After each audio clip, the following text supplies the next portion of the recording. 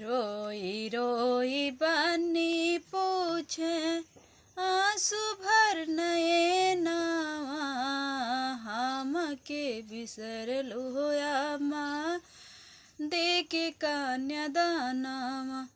रोई रोई बनी पूछे आंसू भर नए नवा हमके बिसरलु अम्मा देके कन्यादानवा।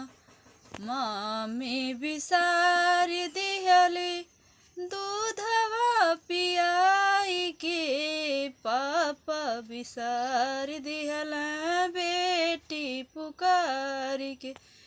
मम्मी बिसार दिहली दूधवा पियाई के पापा बिसार दिहला बेटी पुकारी।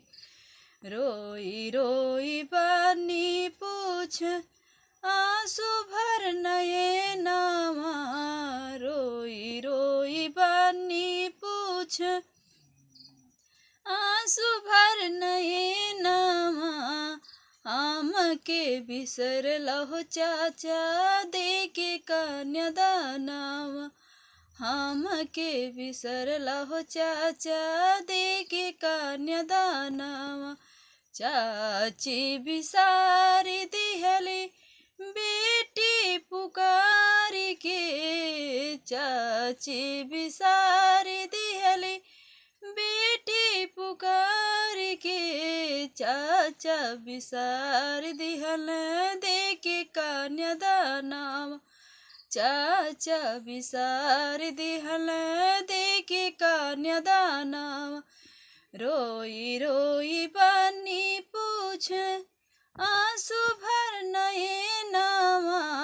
रोई रोई बनी पूछ आंसू भर नए नवा हमके बिसरलहु भैया देके कन्यादानवा। हमके बिसरलहु भैया देके कन्यादानवा। भाभी बिसार दिहली ननदा पुकारी के। भाभी बिसार दिहली ननदा पुकारी के।